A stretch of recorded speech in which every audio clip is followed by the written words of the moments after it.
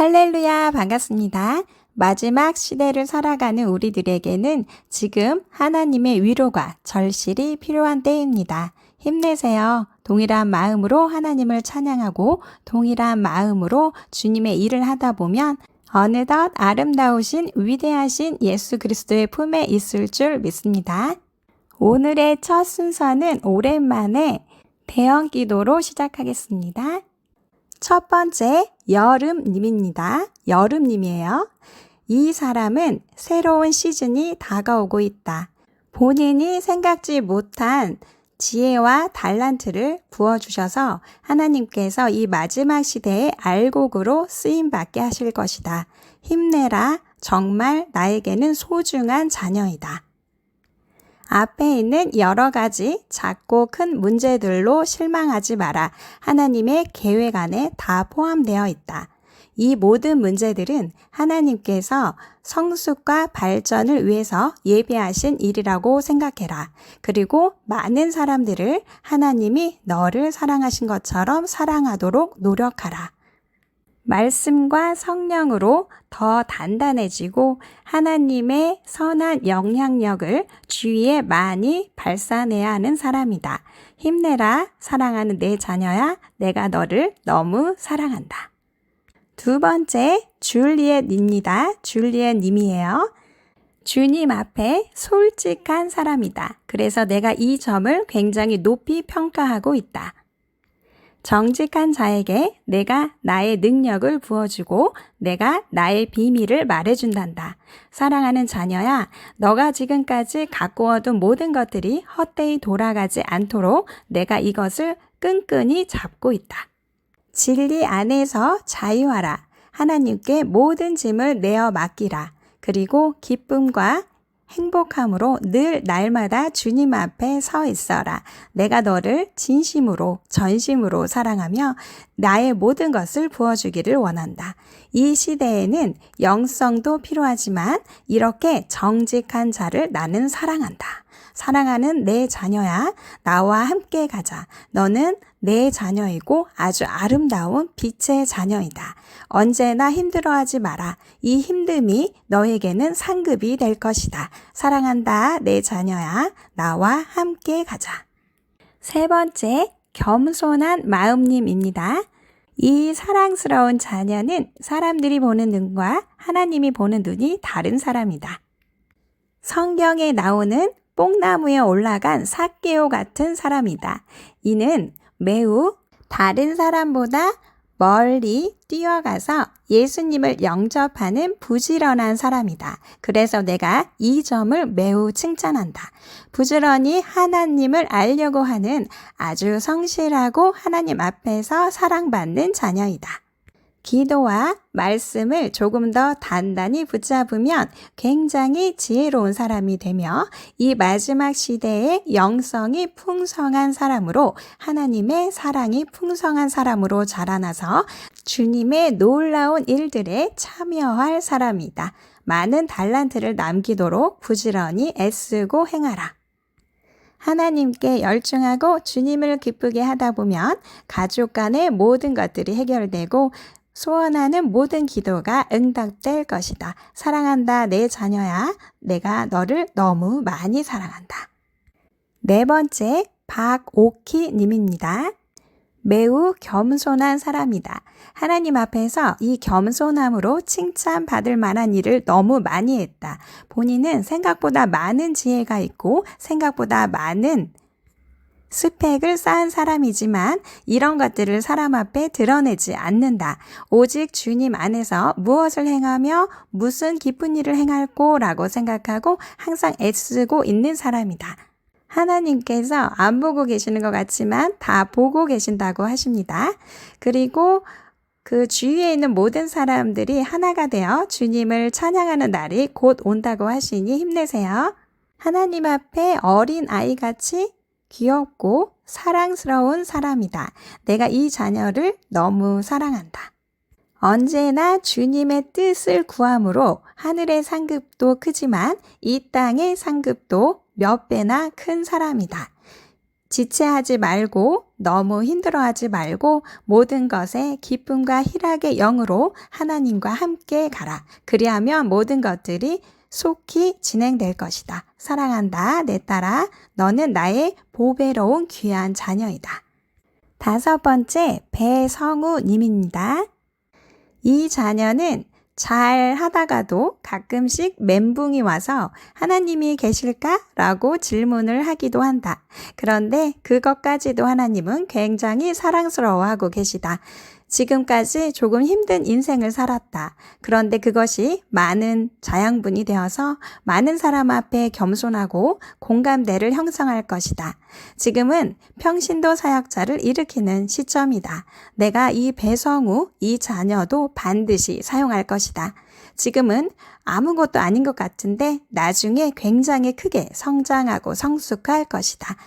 내 사랑하는 자녀야, 너는 나의 목숨을 바꿔서 건져낸 아주 귀한 사람이다. 내가 너를 너무 사랑한다. 언제나 이 하나님의 강한 의로운 팔로 너를 잡고 있다는 것을 잊지 말아라. 힘든 시기가 지나면 꽃이 피는 시기가 있을 것이다.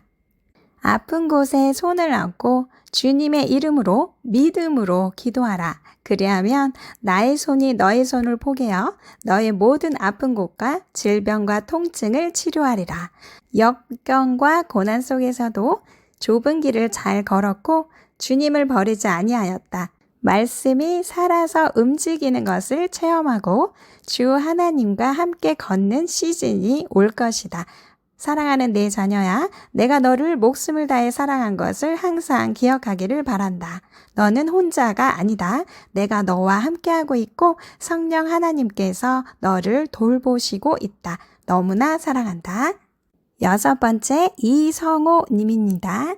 사랑하는 내 자녀야, 너는 하나님을 아주 잘 알고 있는 사람이다. 그래서 내가 너를 크게 기뻐한다. 하나님을 열심을 내어서 알기를 원했고 또한 열심을 내서 하나님이 무엇을 원하시는지 그 길을 찾아냈으며 하나님을 사랑하는 아주 귀한 자녀이다.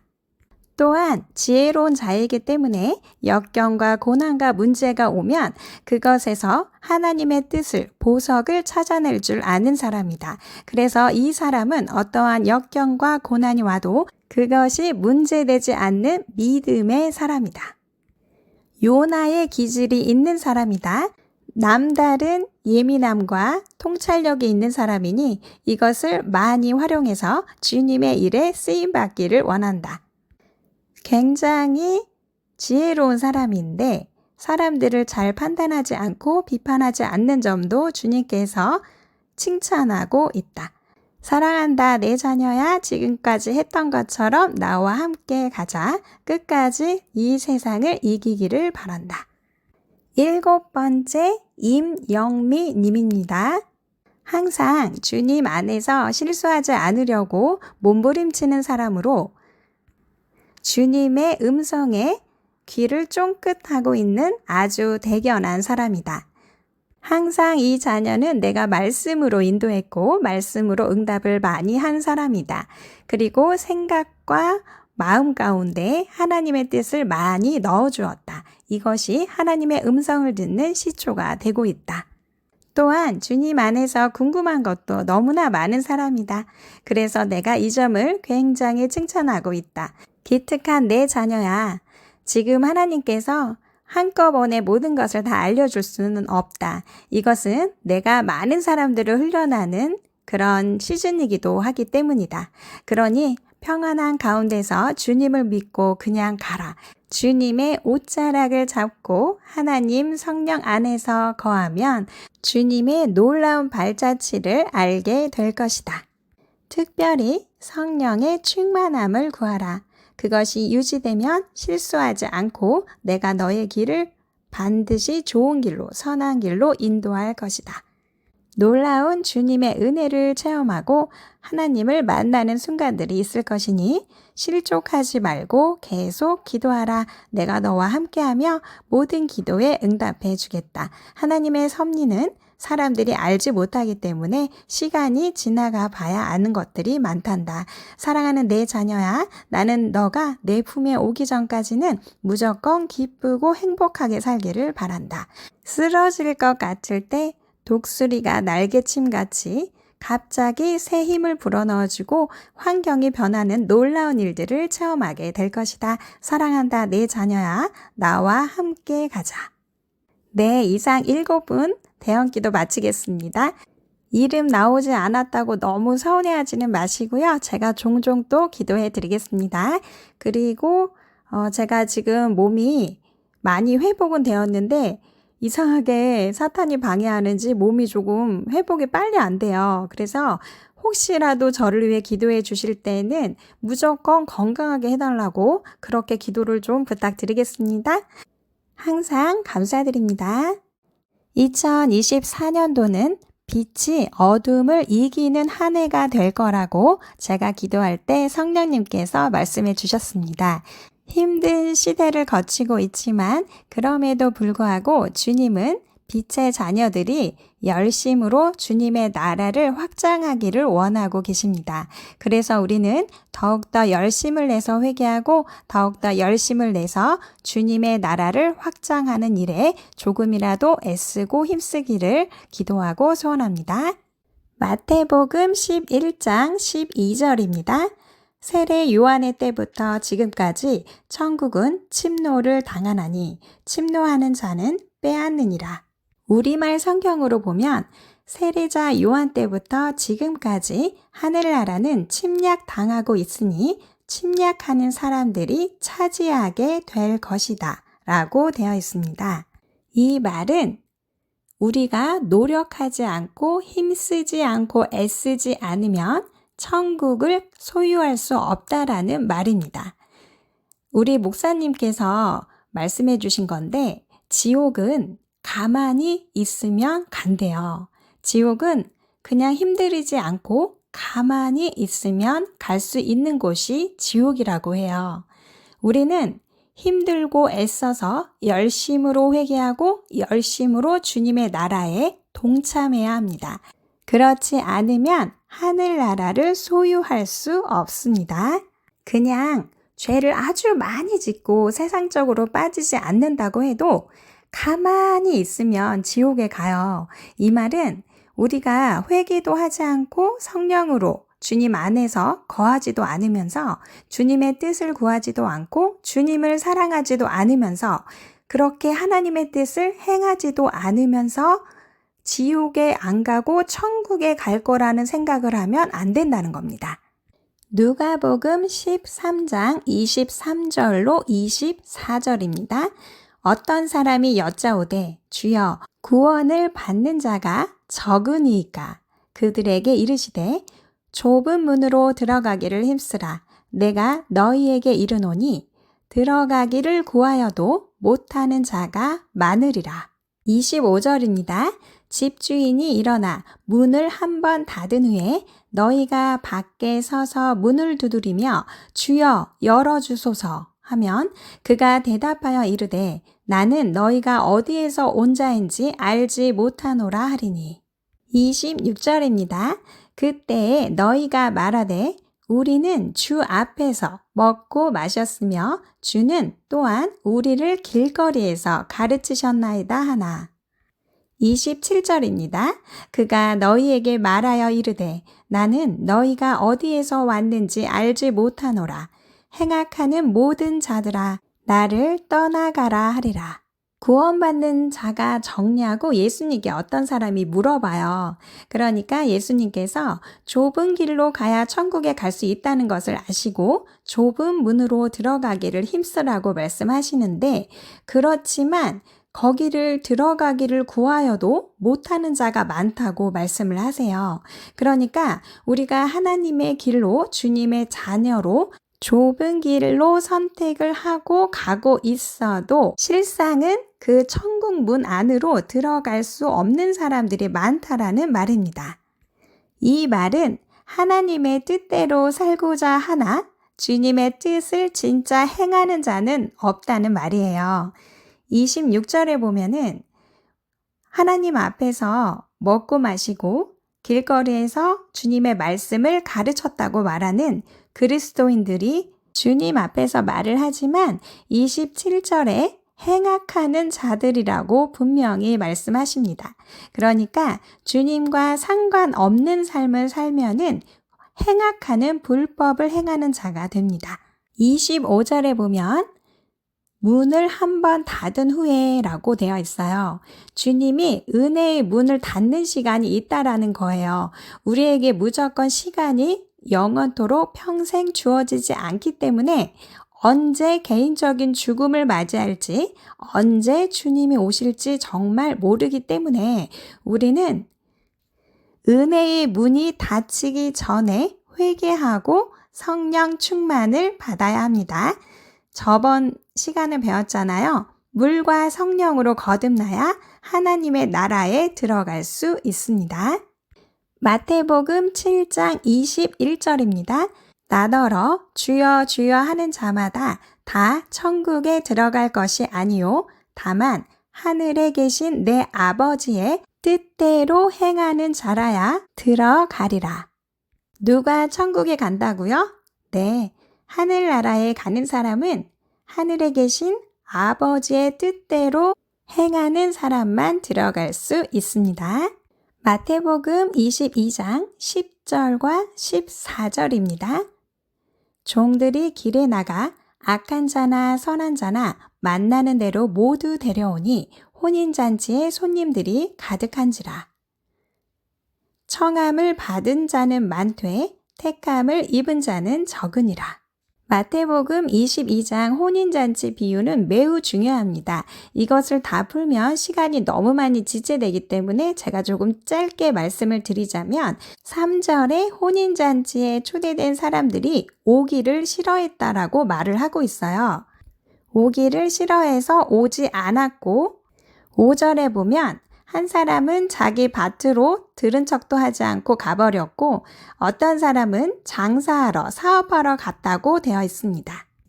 이것은 주님께서 그리스도인들을 하늘나라 혼인잔치에 불렀지만 한 사람은 오기 싫고 한 사람은 밭으로 가서 일하고 한 사람은 사업하느라 장사하느라 오지 않았다고 그리고 들은 척도 하지 않았다고 성경이 기록하고 있어요.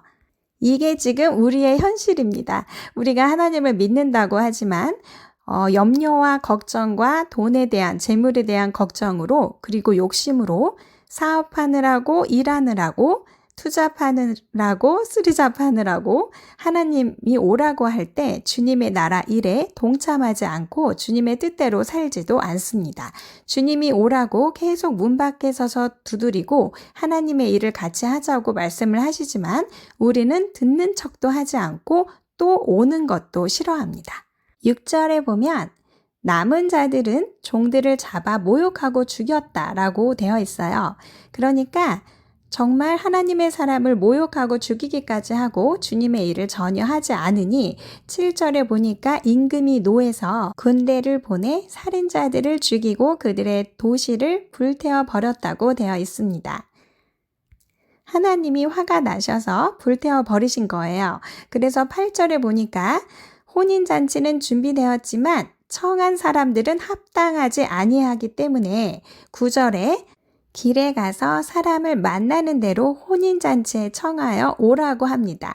그래서 10절에 종들이 길에 나가서 악한 자나 선한 자나 만나는 대로 모두 데려오니까 혼인잔치에 손님들이 가득합니다. 진짜 그리스도인들이 주님의 말을 듣지 않기 때문에 하나님께서 믿지 않는 사람들을 전부 다 초대하시는 장면이에요. 그러니까 이 국률의 하나님께서 주님을 모르는 사람들도 주님의 혼인잔치에 초청합니다. 주님은 하나님을 모르는 사람들에게도 문 밖에 서서 계속 노크하시고 두드리시고 주님 안에 오라고 그리스도를 영접하여 구원을 얻으라고 계속 말씀하시는 장면입니다. 그러나 12절에 예복을 입지 않고 들어온 사람들은 역시 지옥에 들어갑니다. 이 예복을 입지 않았다는 것은 주님의 뜻대로 살지 않아서 주님의 보혈로 죄를 씻김받지 않고 성령의 뜻대로 따르지 않고 살았기 때문에 예복을 입을 수 없었던 거예요. 그런데 여기서 제일 중요한 게 14절입니다. 청함을 받은 자는 많되 택함을 입은 자는 적으니라.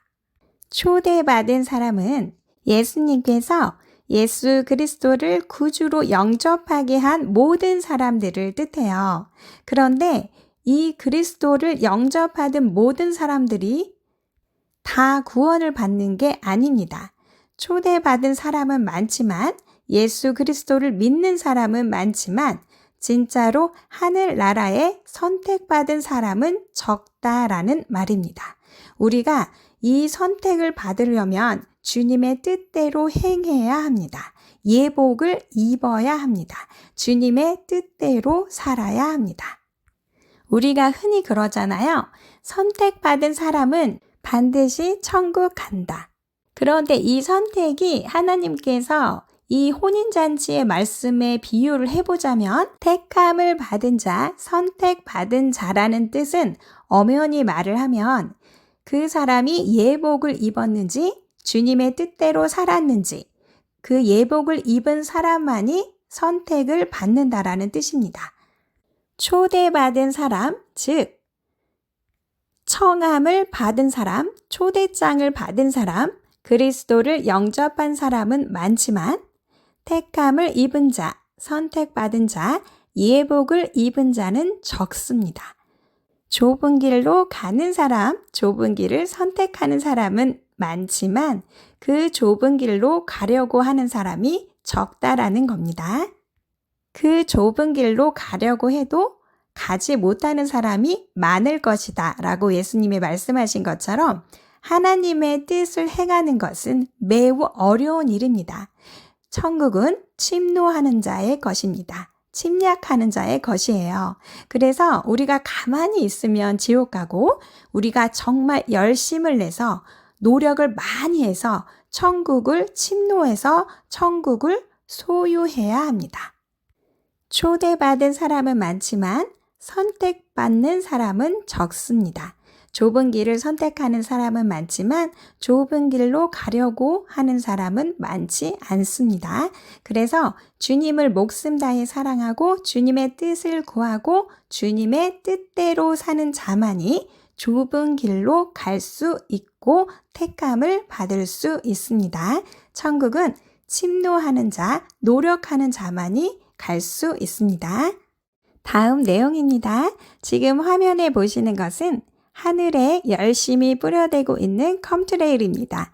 약 2000년 후부터 계속 전 세계 하늘에 뿌려대고 있는 비행운인데요. 여기에 굉장히 많은 것들이 들어있다고 해요.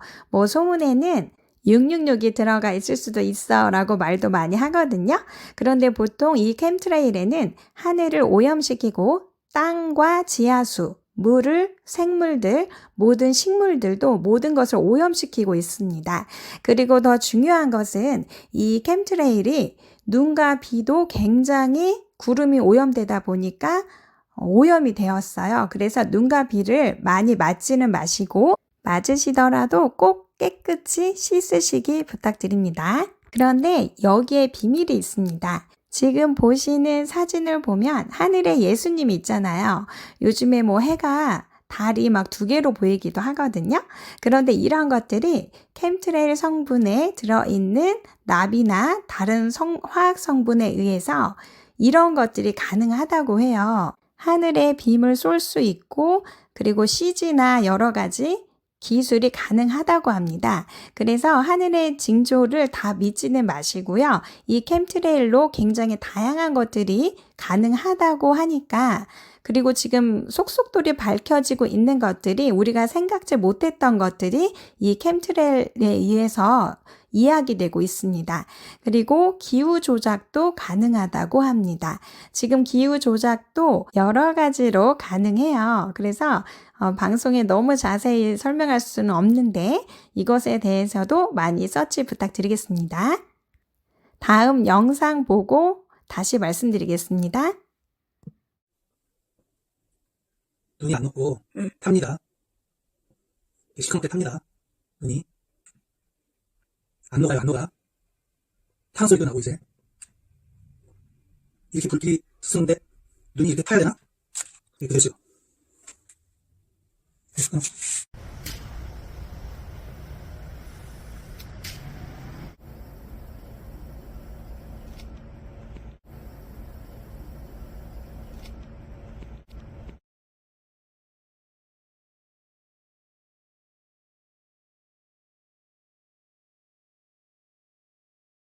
상철님께서 이번에 눈이 많이 왔잖아요. 그래서 저에게 동영상을 보내주셨거든요. 그런데 눈이 우리 어릴 때처럼 한 20년 전만 해도 눈을 만지면 눈이 금방 스르르 녹아서 물이 되었잖아요. 그런데 지금 눈은 물이 되긴 하는데 굉장히 늦게 물이 조금 흐르고 흐른다기보다는 태워집니다. 눈에 어떤 성분이 들어갔길래 이렇게 흐르지 않고 태워지는지 정말 의아합니다. 이 무시무시한 세상에서 우리가 지금 살고 있는 거예요. 세계 정부가 얼마나 많은 일들을 하고 있는지 모릅니다. 그리고 우리가 먹는 물에도 장난질을 많이 치고 있고 바다도 많이 오염되고 있습니다. 이 기후 조작이나 이런 모든 오염되는 것들이 다 그들의 소행이기 때문에 시내를 잘 분별하시고 이 부분도 많은 내용 서치 부탁드리겠습니다. 오늘은 여기까지 하겠습니다. 힘들고 어지러운 세상에서 살고 있어서 너무나 안타깝고 우리 아이들도 볼 때마다 너무 안쓰럽거든요. 그렇지만 함께 예수 그리스도의 힘으로 하나가 돼서 여러 가지 모든 역경과 고난을 헤쳐나가기를 바랍니다. 힘내세요. 동일한 마음으로 주님을 찬양합니다. 사랑합니다. 샬롬.